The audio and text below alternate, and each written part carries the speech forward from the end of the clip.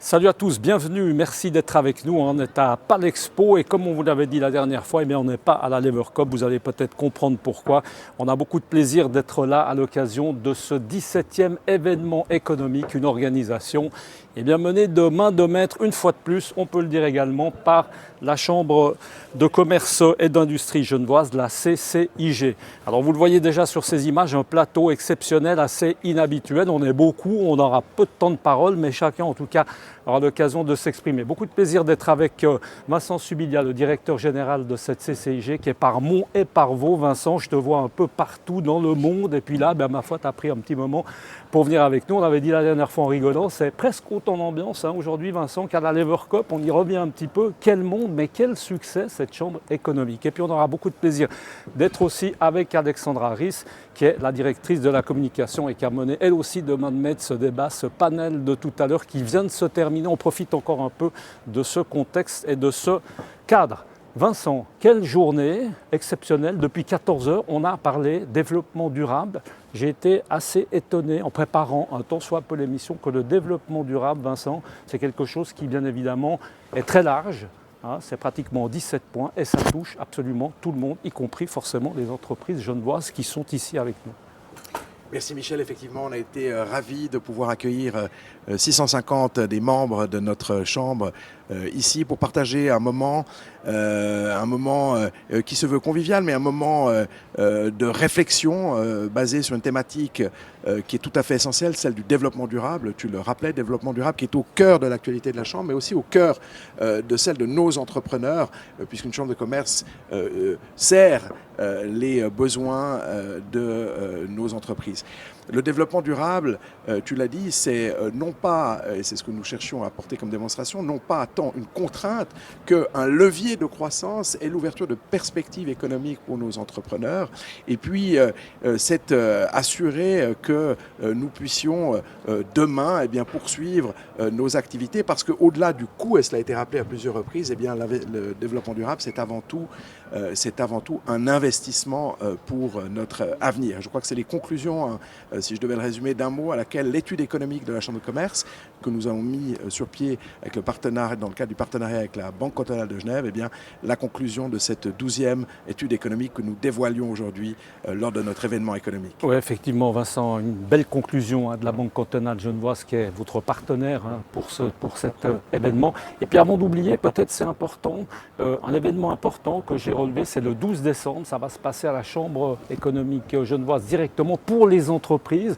Et là, le thème, ça va être un peu comment est-ce qu'on peut se mettre tranquillement au développement durable avec des outils informatiques, avec des plateformes qui existent maintenant pour justement vos membres, entre autres.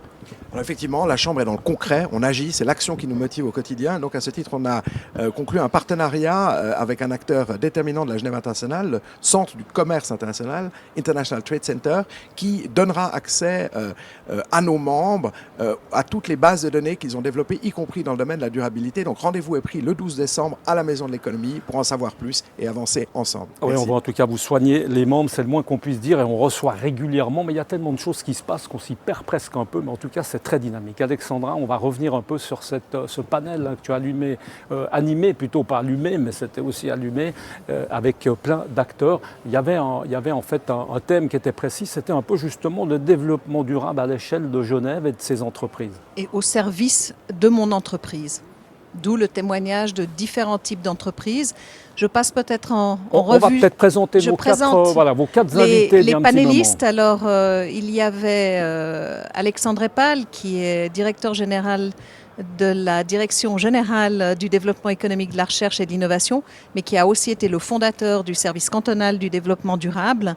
Anne-Julie Bérou, la fondatrice d'Écolibre, qui est une entreprise qui est parfaitement durable puisqu'elle crée à Genève une lessive tout à fait écologique. C'est pas de la grande lessive à Genève, ça n'a rien à voir, ça on en parlera mais peut-être une autre fois. Peut-être car son entreprise connaît une croissance vertigineuse, ça sera peut-être la grande lessive. Ce sera peut-être la grande lessive. À ses côtés, Jean-François de Saussure, CEO de Carandache, et Carol Sgragen-Linzer, qui est membre de la direction d'Ecoservice. On va peut-être passer le micro. Merci beaucoup Alexandra. Alexandre Epal, peut-être juste rapidement, où est-ce qu'on en est justement? C'est vrai qu'au début, peut-être au niveau des entreprises, quand on parlait de développement durable, on avait un peu l'impression de les punir un petit peu en leur imposant certaines choses, certaines règles. Aujourd'hui, je crois qu'Alexandre, c'est pas du tout ça, c'est complètement le contraire. Tout le monde s'y est assez bien mis, alors à des vitesses un peu forcément différentes.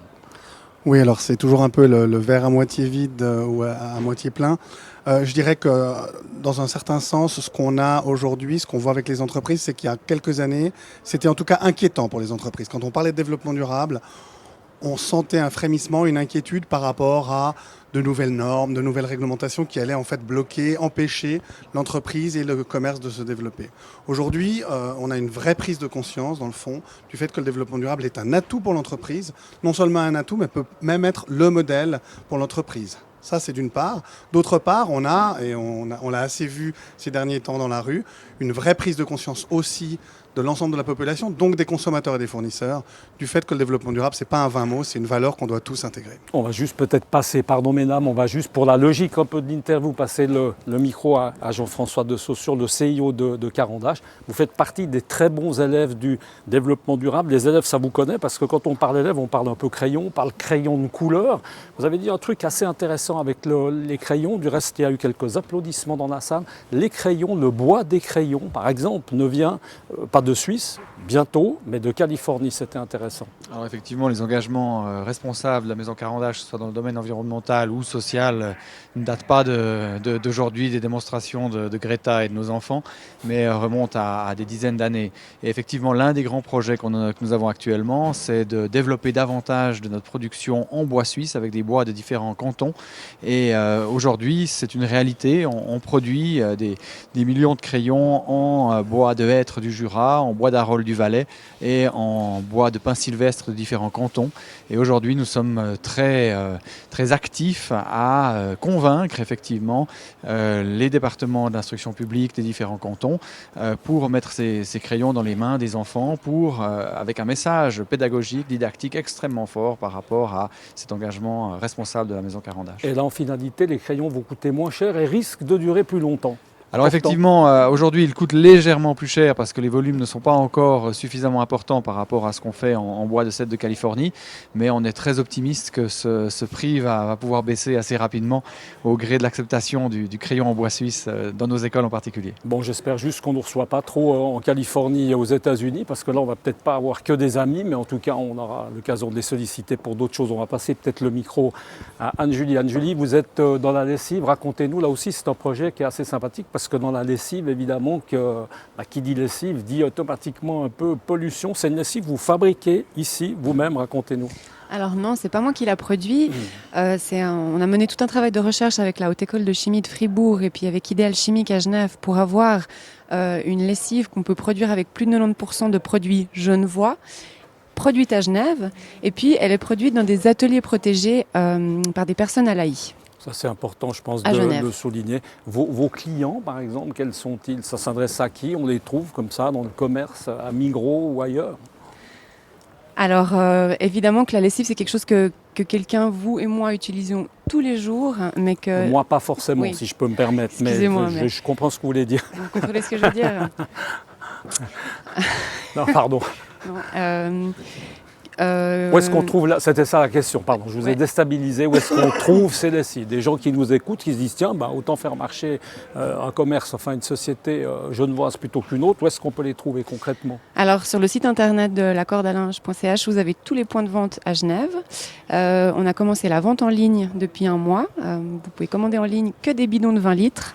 C'est une nouvelle chose qu'on a mis en avant parce qu'on aimerait pouvoir montrer qu'on n'a pas besoin de faire des réserves à la maison comme on nous apprend à le faire quand elles sont à 50%, qu'on peut en acheter 20 litres et puis l'utiliser à l'année et que c'est énormément moins d'énergie et de plastique en moins. Enfin, c'est beaucoup plus d'énergie et de plastique en moins. Merci beaucoup. On va passer le message à Carole. Là, vous voyez qu'on est en train de démonter. Puis tout à l'heure, on va quand même aller boire et manger un petit verre. On est tous, enfin surtout vous, assez pressés. Carole, racontez-nous un petit peu ce que vous faites à Éco-Service. Donc dans le mot éco-service, il y a éco, mais ce n'est pas économie, c'est plutôt écologie. Hein, on est d'accord?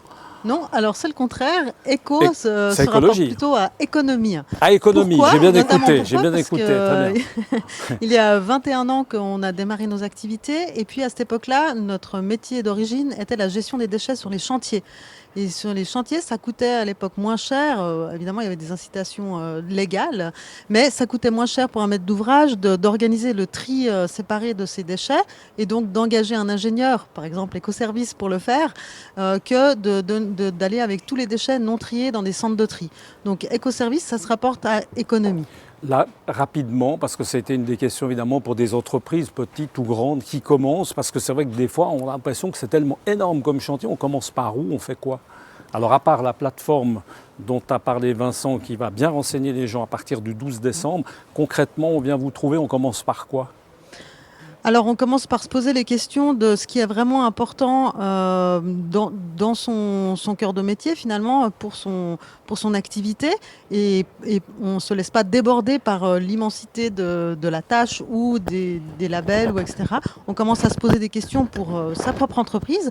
Et puis, on va déjeuner avec des entrepreneurs comme nous, des entrepreneuses qui peuvent échanger sur des bonnes pratiques qui marchent dans leur entreprise ou qui ont au contraire pas marché, et puis on s'en inspire pour faire les premières démarches au sein de sa propre structure. On va terminer rapidement avec Jean-François de Saussure. Chez Carandache, tout à l'heure vous l'avez dit, on fait aussi attention à l'eau. Je crois que c'est important, ça a été deux choses. Les crayons qui viennent maintenant d'ici et l'eau, Oui, enfin, recyclés. effectivement, on Important. fait attention à toutes les matières premières, à notre consommation d'énergie également. On a mis en place un système effectivement de recyclage de l'eau qui nous permet d'économiser environ 20% de notre consommation annuelle. Voilà, c'est une des mesures que nous avons prises et qui a des résultats importants assez rapidement. Et la suite, par exemple, comme vous êtes un peu des précurseurs, des très bons élèves, ça va être quoi? Alors vous ne me connaissez pas suffisamment parce que je ne parle pas des choses qui ne sont pas encore faites. Par contre, nous avons de très beaux projets en développement et qui seront annoncés dans l'année 2020 en lien avec le développement durable, notamment en matière d'éco-conception de produits. Merci beaucoup. On va terminer, c'est le mot de la fin. Il a l'habitude de bien. Vincent, je crois que tu avais encore un petit mot peut-être pour terminer. Non, simplement remercier nos entrepreneurs de leur présence fidèle. C'est par et pour eux que vit une chambre de commerce et leur dire que la conclusion à laquelle on est parvenu, c'est que le développement sera durable ou ne sera pas. Et à ce titre, j'encourage chacun des acteurs économiques genevois à prendre connaissance de l'étude économique parce qu'elle recèle un certain nombre de recettes simples, finalement, qui permettent au quotidien à chacun d'entre nous de s'imprégner et de mettre en œuvre ce développement durable que l'on appelle de nos voeux.